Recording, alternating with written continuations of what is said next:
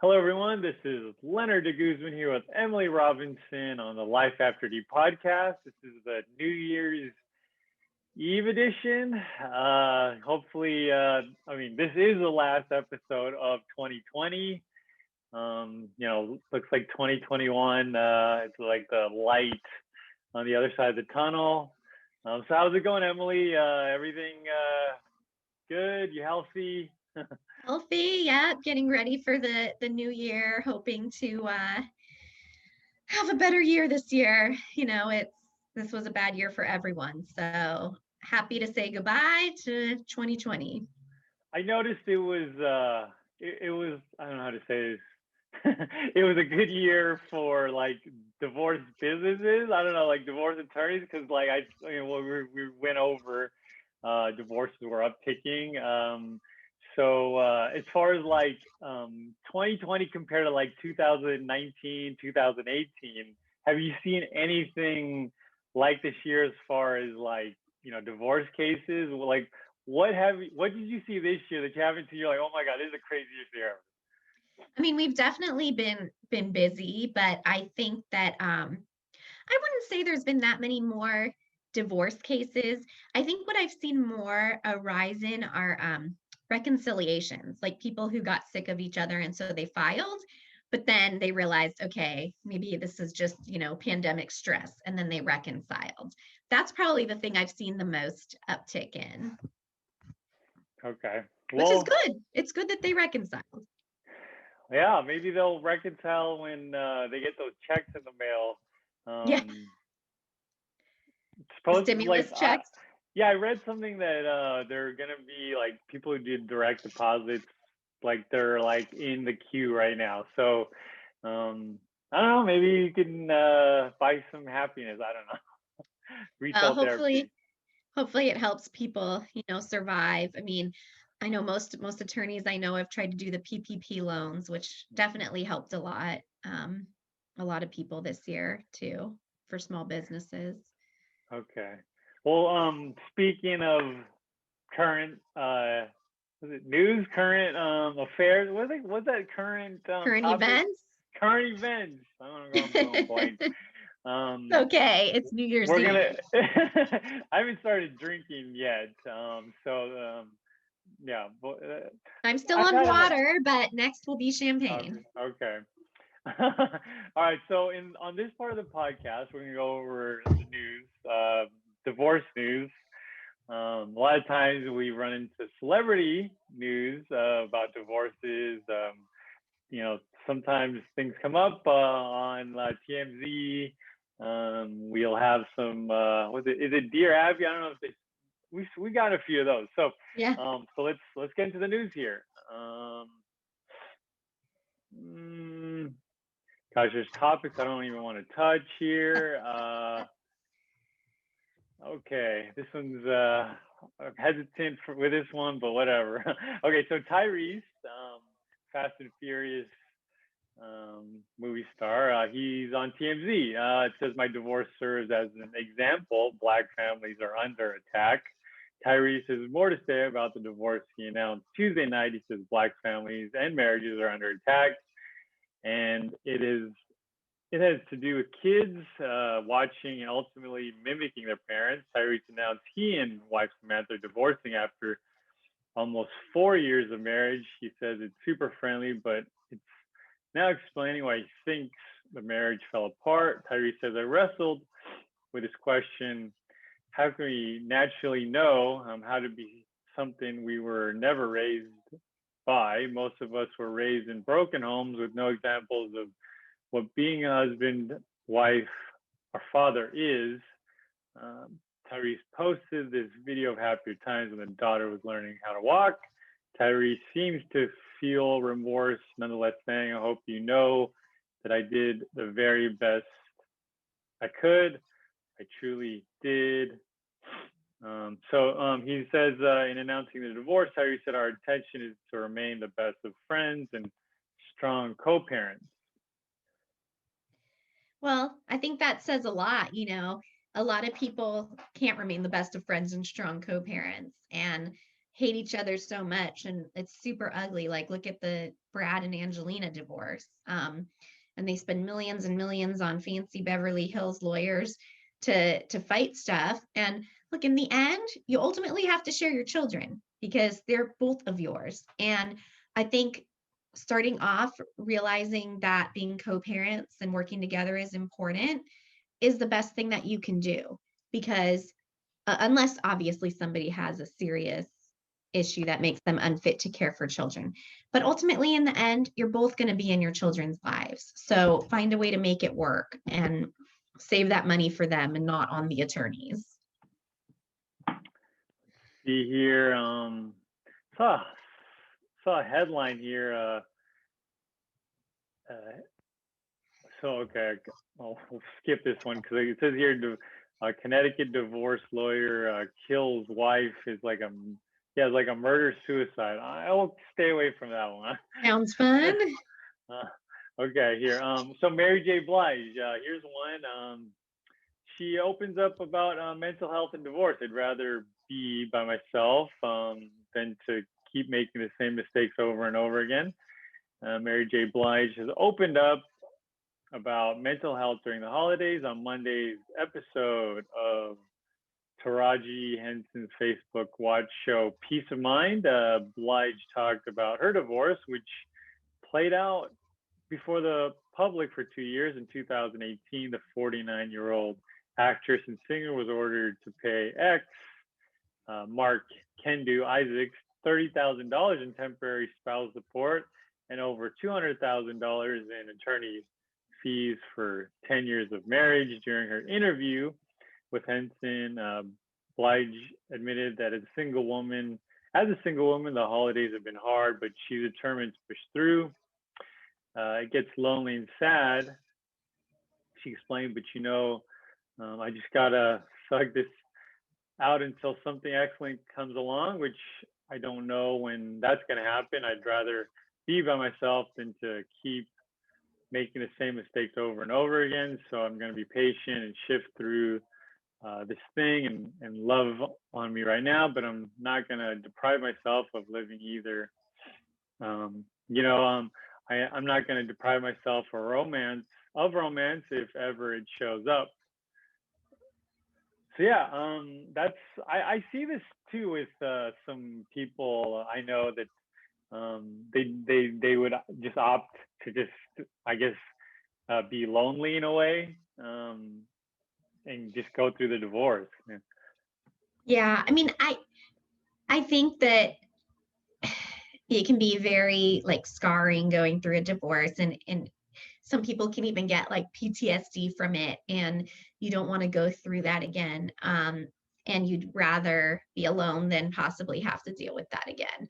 That does happen a lot. I see that a lot, but it also sometimes just takes time. And if you meet that right person, you might decide you're ready to get remarried again, or you might just decide that you are ready to be with somebody in a different capacity. You don't have to get married, but just live with them or have a new relationship.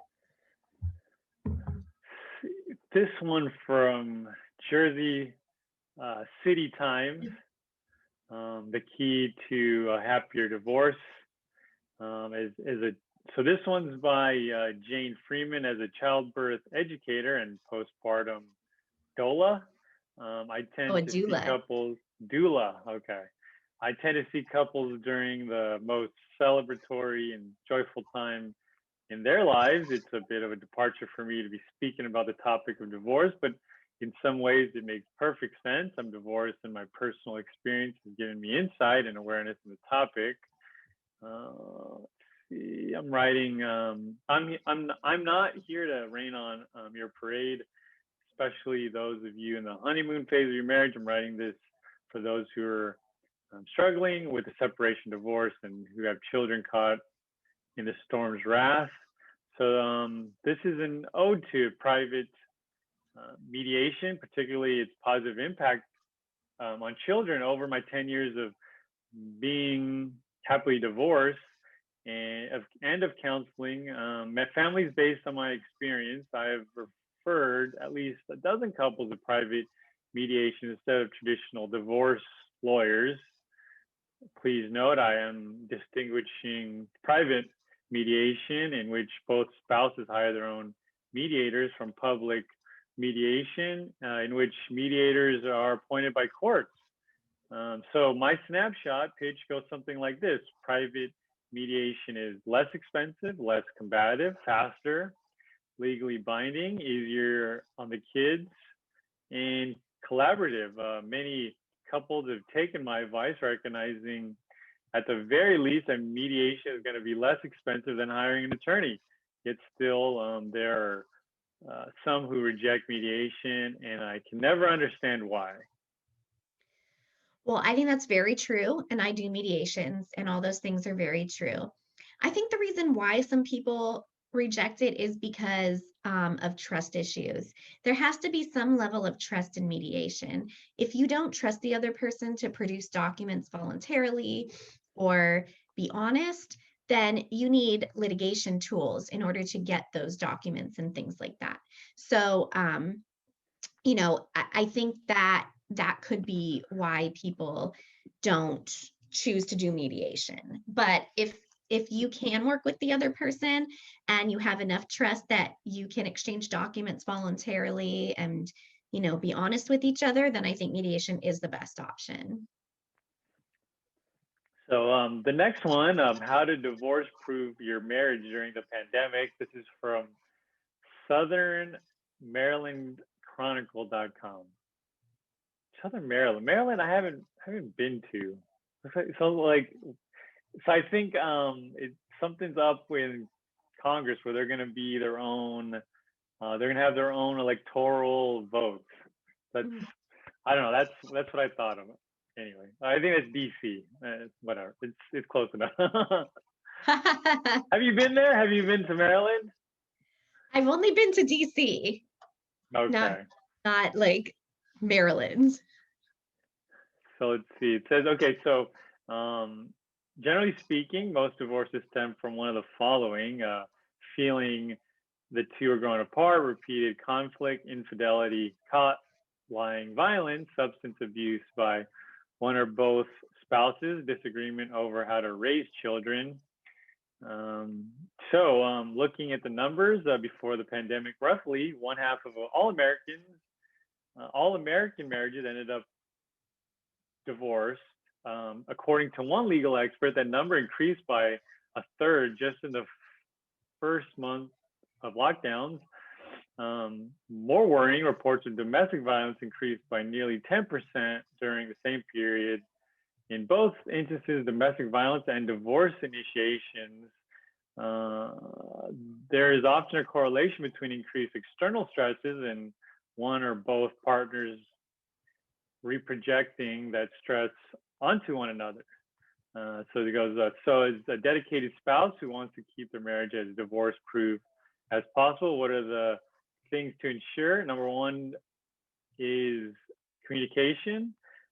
Set aside couples time, keep things interesting, stay fit, and don't get sloppy. And then the last one is be willing to compromise. Well, that makes sense, and I think that's true. But something interesting that you said was there was a rise in divorce initiations, but that doesn't mean that people necessarily went through with it, which kind of goes with what I've been seeing, where more people have filed, but not necessarily gone through with it because of the stress it's caused them to file, but then they've reconciled in some way. So it'd be interesting to know how many actually went through with the whole divorce. But yes, there have been a rise in domestic violence filings because people are stuck with each other at home and can't get away from each other. So that definitely is true. Okay. Well, that's good. That's good. Now, if you could just divorce proof 2021.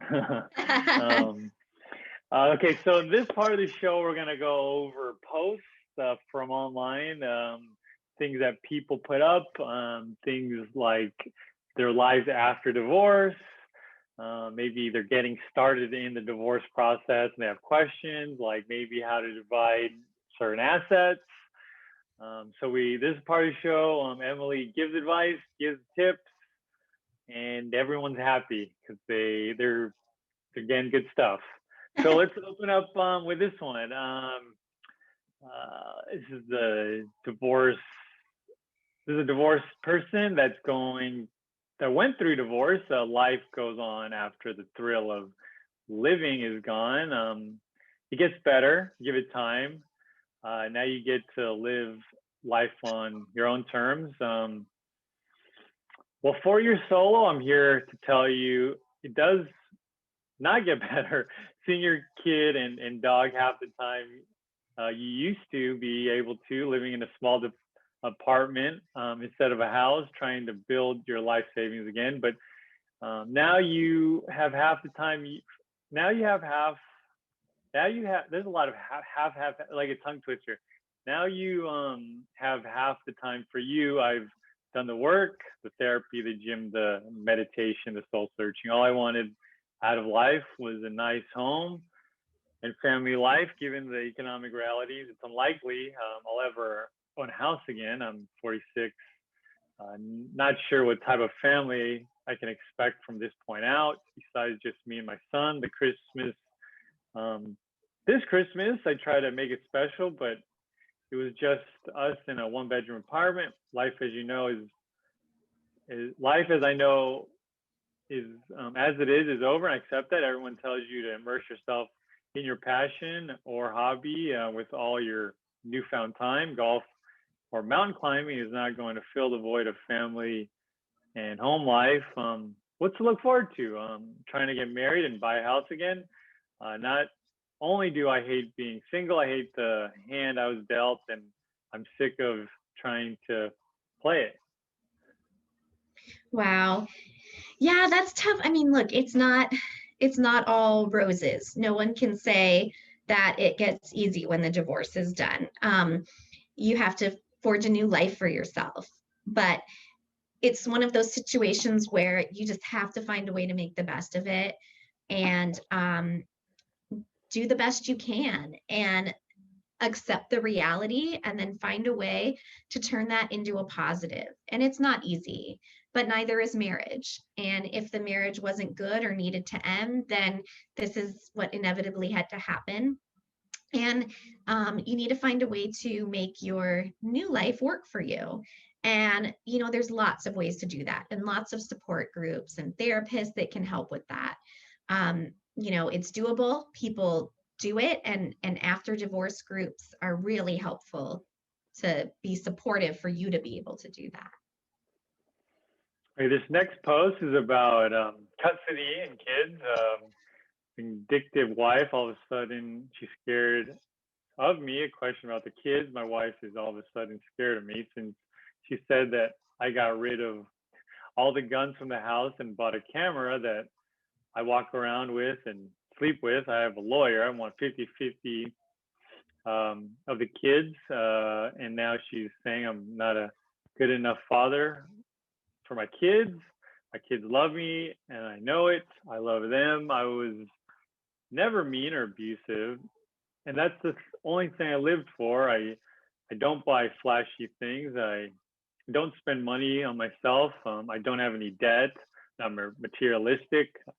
I just don't want to go through all this now. I want to be happy. How many of you threw your hands up and gave up? Gave her wait? How many of you threw your hands up, gave her everything, and just up and left? And over time, she was ready to negotiate. I don't care about anything but being with my kids. I won't take less than 50-50. Well, look, I think that people have to decide what their priorities are. And obviously, this person's priority is to fight for the kids. Sometimes there isn't enough property that it's worth arguing about. But sometimes there is. And sometimes people feel like I'm just going to throw my hands up and not ask for anything. But 10 years down the road, when you're trying to pay for your kids to do something or go to college, and now you have nothing because you gave it all up in the divorce, you might change your mind. So I think that feeling is a normal feeling of frustration, but it's really important to talk to somebody who is objective and neutral, like a financial planner or an attorney, to give you some perspective, because you don't want to make these kind of decisions based on emotions. That might be something you'd regret later. Okay, this is our last post of the year. It has to do with debt and assets. This person looks like they're just getting started. If my wife and I split, I have every intention of keeping our house. From what I can understand, we split both debts and assets in two and separating. If we have $60,000 in debt, so these are cars, mortgage, and consumer. I assume it's like consumer credit cards, and 60K in home equity. Is it as simple as saying that they cancel each other out? Can I accept her part of the debt in order to buy her house, to buy her share of the house? Thanks for any help with it. That's a good question. So if you were in court, then no, the court likes to divide assets in kind. But if you're negotiating outside of court, you can absolutely do that. Obviously, you'd want to make sure that you can afford to take on the whole house. That could be a very big expense, plus all the other debt. But additionally, usually when you're buying someone out of a house, if their name is on the loan, they're going to want you to refinance the loan so that you can get their name off the loan, so they're not responsible for a house that they no longer own. And that sometimes is not doable. So that's something you'd have to look into to make sure that that's doable before everybody commits to this plan. Okay, that's a wrap on 2020. Thank you, everyone that's listened to this episode, that's listened to the past. We'll definitely have more episodes coming. With the holidays, Emily, so the court schedule, so what's the holiday schedule? What are things coming up? Especially this is a weird kind of time of year. Yeah. So the courts are open, today, they're closed tomorrow, and then they're pretty much open as normal. But in Ventura, you have to do Zoom appearances only. And in LA, they prefer you do court appearances by phone, if possible. You can go in if you feel it's necessary, but if you can, they want you to do it by phone. So it'll be interesting to see what it looks like next year, as most attorneys aren't used to doing that. So there's going to be a standard, Zoom meetings, court appearances. So I think you have to this is a weird question, but what does the court say about backgrounds, or what do you have your background? I mean, obviously you can dress in a nice, or for guys a suit, but is there anything the court says you can't have these fireworks? Yeah, that's a good question. I think most judges prefer either your office background, or a lot of people are doing just a curtain, a sheet, you put up a sheet of some sort, and that way people aren't seeing your personal house or anything like that. Okay, well, Emily, do you have any last words for our viewers?